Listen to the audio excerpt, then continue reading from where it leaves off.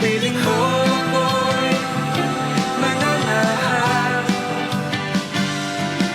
pagkat ikaw lamang ang aking kalakasan. Sa piling mo tagumpay ko'y naranasan.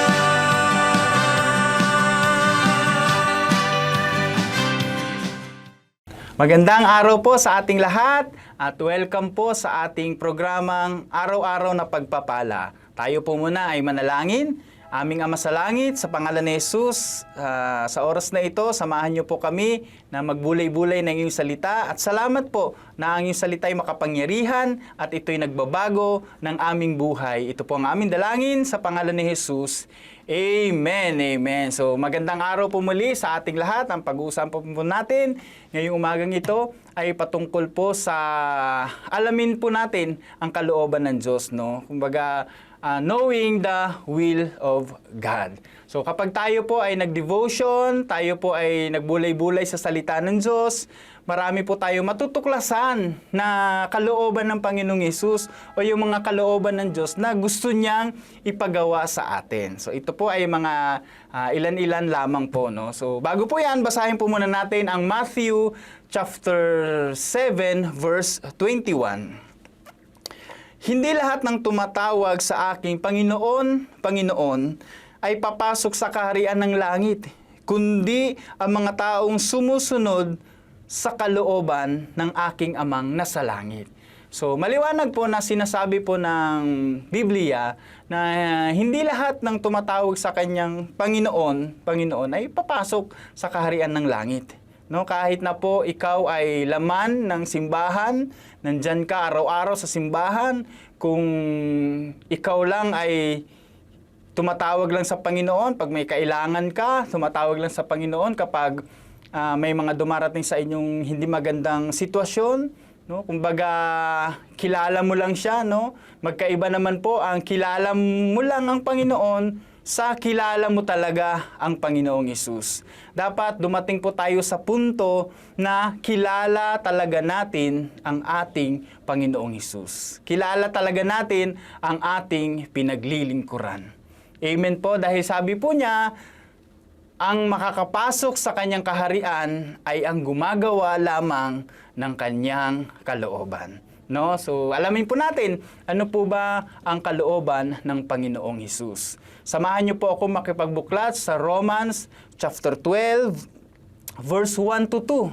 Simple lamang po ito. Romans 12, 1 to 2. Ano po ang sabi? Offer your body as a living sacrifice. Ialay po natin ang ating mga katawan sa Diyos. Ialay po natin ang ating sarili sa Panginoong Hesus. Huwag po natin itong dalhin kung saan-saan, ialay kung saan-saan, no? Ipahama kung saan-saan, no?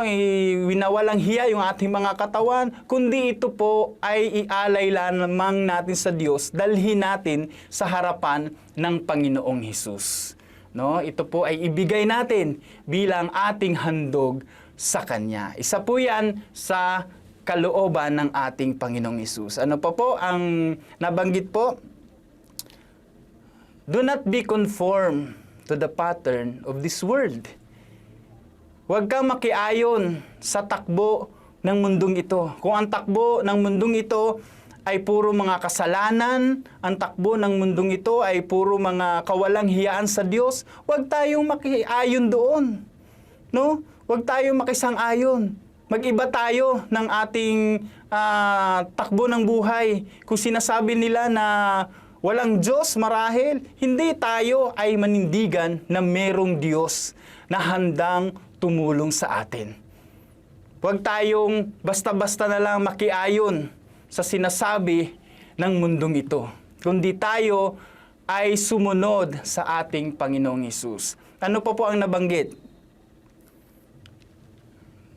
Transform your mind, no? Kumbaga, i-renew natin ang ating mga pag-iisip. Kung ang pag-iisip natin ay puro kasamaan, ang pag-iisip natin ay puro kahirapan na lamang, puro na lang walang pag-asa ang ating mga iniisip, baguhin po natin ito, no? Ibigay din natin ito sa Diyos ang ating kaisipan. Kasi ang ating kaisipan po ay, yan ay battleground ng kaaway. Diyan tayo mamimili kung ano ba ang dapat nating gawin. Ang tumalima sa Diyos o ang tumiwalag sa Diyos. Kaya po dapat ang ating pag-iisip ay ibigay natin sa ating Panginoong Hesus upang ang gustong ipagawa ng Diyos sa atin ay maunawaan natin at maintindihan natin. Amen? Ano pa po? And prove what is good, acceptable, and perfect will of God. Upang mapatunayan ang mga mabubuting bagay na katanggap-tanggap sa Panginoong Hesus. Kaya nga po, iniuutos niya sa atin na ibigay natin ang ating buhay sa Kanya, ibigay natin ang ating pagkatao sa Kanya, magbago tayo ng ating kaisipan, huwag tayo makiayon sa mundong ito, no? Para makita ang mga mabubuting bagay at katanggap-tanggap patungkol sa Panginoong Hesus. Naniniwala po ako, no? Naniniwala tayo na makapangyarihan ng Diyos na kapag tayo ay nagsasubmit sa Kanya, inalam natin ang mga kalooban pa ng Panginoon, babaguhin ng Diyos ang takbo ng ating pamumuhay. Amen po ba?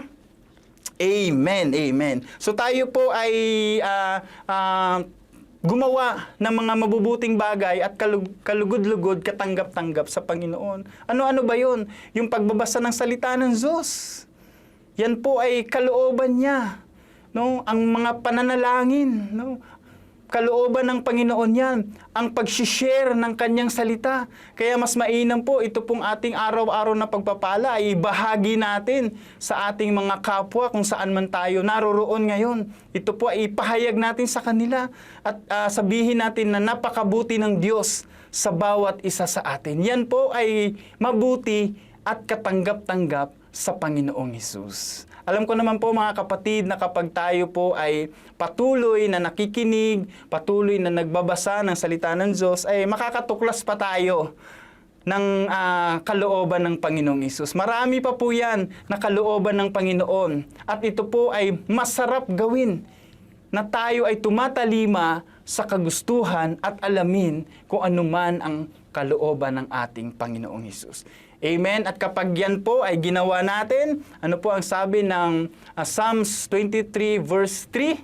No, doon po sa bandang dulo, sabi niya, tayo ay dadalhin sa mga makakatwirang bagay, tayo ay papunta sa katwiran at ito ay nagbibigay ng kaluwalhatian sa ating Panginoong Hesus.